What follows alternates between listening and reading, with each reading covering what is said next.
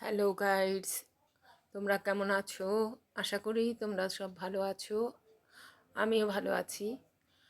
আজকে তোমাদের আমি গাঠি আলুর নিরামিষ দম করে দেখাচ্ছি। দেখো, গাঠি আলুটা আমি নিয়ে নিয়েছি, ঘরে ছিল গাঠিটা। তা আলু দিয়ে আমি এখন জল দিয়ে সেদ্ধ বসিয়ে দিচ্ছি। গাঠির অনেক উপকারিতা আছে। গাঠিতে আর্থারাইটিস যাদের আছে তাদেরকে গাঠি এখন খেতে বলছেন। কারণ আমার মায়ের যখন অপারেশন হয়, হাঁটুর অপারেশন, তখন ডাক্তার বলেছিলেন যে গাঠি খাওয়ার কথা, গাঠি খেতে পারে। আমরা অনেকেই ভয় পেতাম আগে, গাঠিটা খেলে পরে হয়তো অসুবিধা হবে। তা যাই হোক, এখন গাঠি আলুটা সেদ্ধ বসিয়ে দিলাম। আমি প্রেসারে সেদ্ধ করলাম না, আমি বাটিতেই সেদ্ধ করলাম। এদিকে আমি একটা কড়া বসিয়ে দিয়েছি। কড়াটা গরম হলে পরে কড়ার মধ্যে তেল দেব। তেলটা ভালো করে গরম হবে। তেলটা গরম হলে ফেনাটা চলে যাবে। তখন দেখো, এই যে ফেনাটা আছে, ফেনাটা চলে গেলে ভাববে যে তেল ভালো ভালো গরম হয়েছে। এই গরম তেলের মধ্যে এবারে জিরে, হিং আর দারচিনি, এলাচ আমি ফোড়ন দিয়ে দিলাম। জিরেটা ভালো করে ভাজা হবে, হিংয়ের সুন্দর গন্ধ বেরোবে, এলাচ দারচিনি সব মিলিয়ে সুন্দর একটা গন্ধ বেরোবে। দেখো, ভাজা হয়ে গেছে। এবারে আমি আলু আর গাঠি সেদ্ধটা দিয়ে দিলাম। গাঠি আলু সেদ্ধ করেছি যে, সেটা খুব একটা সেদ্ধ করিনি, জাস্ট জল ফুটিয়ে জলটা ফেলে দিয়েছি। এবার এটা ভালো করে ভাজা হবে,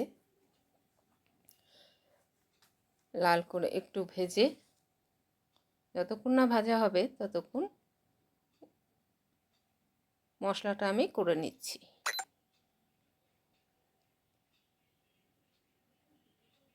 মশলার মধ্যে দেব আমি জিরের গুঁড়ো,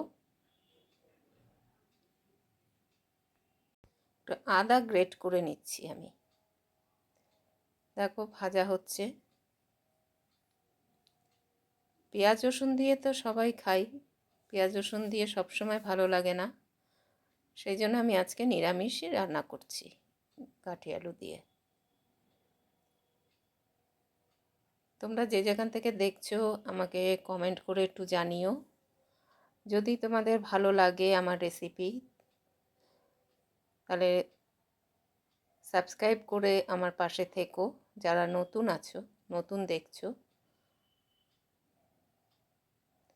এইভাবে আমার পাশে থেকো তোমরা। দেখো, ভাজা হচ্ছে। আমরা জানি যারা ইউটিউব করছি তারা সবাই সবার পাশে না থাকলে কেউ আমরা দাঁড়াতে পারবো না। সবাই এগিয়ে যাই হাতে হাত রেখে। এবার আমি নুন দিয়ে দিলাম, পরিমাণ মতো নুন দিলাম। খেতে খুব ভালো হয়েছিল। হলুদ দিলাম।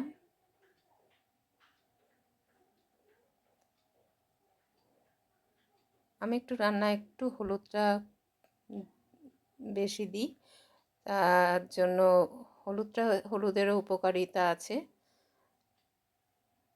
এবার আদা বাটাটা দিয়ে দিলাম, দিয়ে একটু ভালো করে কষিয়ে নিতে হবে।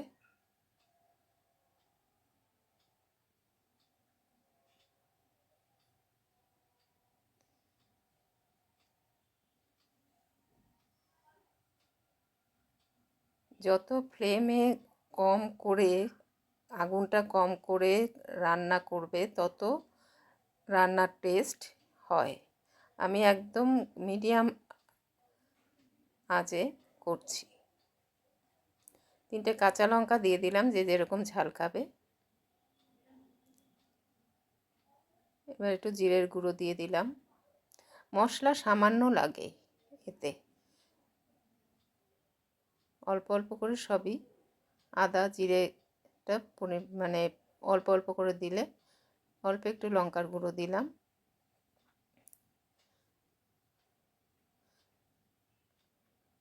আর একটু গোলমরিচ গুঁড়ো দিয়েছি।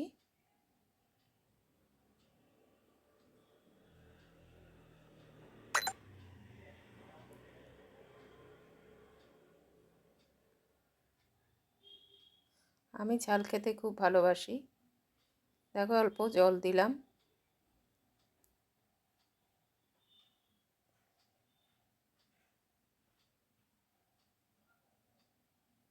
গাঁঠিটা সারা বছরই পাওয়া যায়, কিন্তু শীতকালে খেতে ভালো লাগে।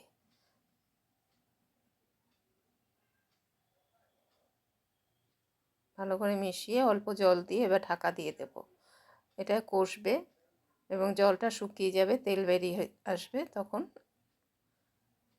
ততক্ষণ তোমরা সঙ্গে থাকো, দেখতে থাকো।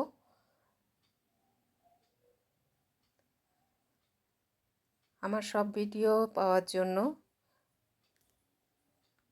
বেল আইকনটা তোমরা টিপে রাখবে, তাতে আমার সব ভিডিওগুলো দেখতে পাবে। নতুন নতুন ভিডিও যেগুলো ছাড়বো তোমাদের কাছে পৌঁছে যাবে। দেখো কষানোটা আমার প্রায় শেষ, সেদ্ধ হয়ে এসছে, না হাফ সেদ্ধ করা ছিল। সুন্দর গামাখা গামাখা হয়েছে। এবারে বাটিতে মশলা ধোয়া জলটুকুও দিয়ে দিলাম, সেটা দিয়েও কষাবো। অল্প অল্প জল দিয়ে দিয়ে কষালে রান্নাটা ভালো হয়।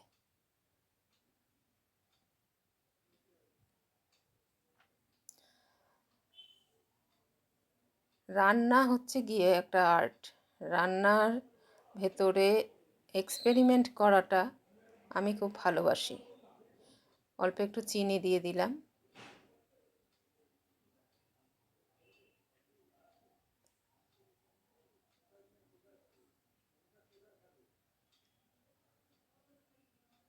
আলুটা আর একটু সেদ্ধ হবে, তার জন্য আর একটু ওয়েট করতে হবে।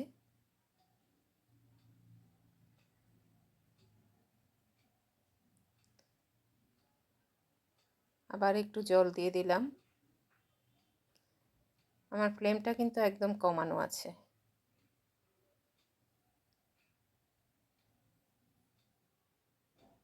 গ্যাসের ফ্লেম একদম কমিয়ে রেখেছি, ধিমা আঁচে এটা কষাতে হয়।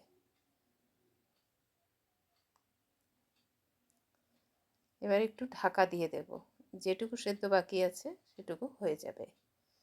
ঢাকা দিয়ে কিছুক্ষণ পরে আসছি, তোমরা দেখতে থাকো, সঙ্গে থাকো। দেখো আবার খুলে দিলাম।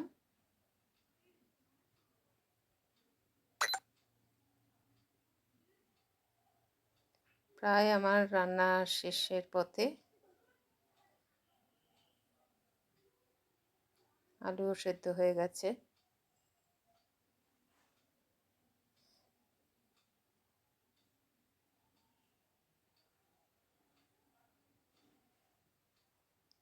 এইভাবে তোমরা ঘরে রান্না করে খাবে,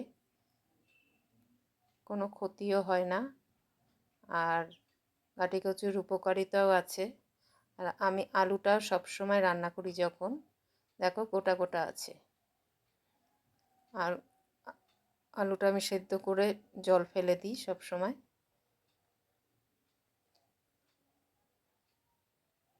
সব কিছুরই একটা গুণাবলী আছে।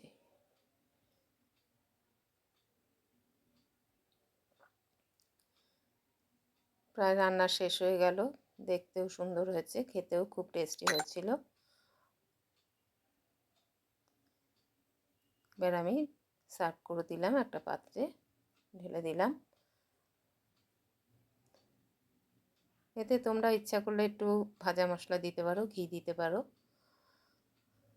আমি আজকে দিলাম না।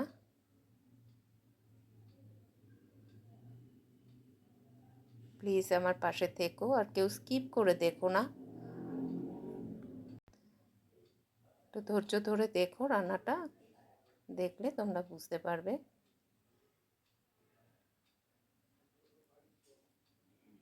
এইভাবে আমার পাশে থেকো, সবাই সবার পাশে থেকো। Happy Christmas. আজ আমি গাঠি আলুর দম তোমাদের রান্না করে দেখালাম। সবাই ভালো থেকো, সুস্থ থেকো।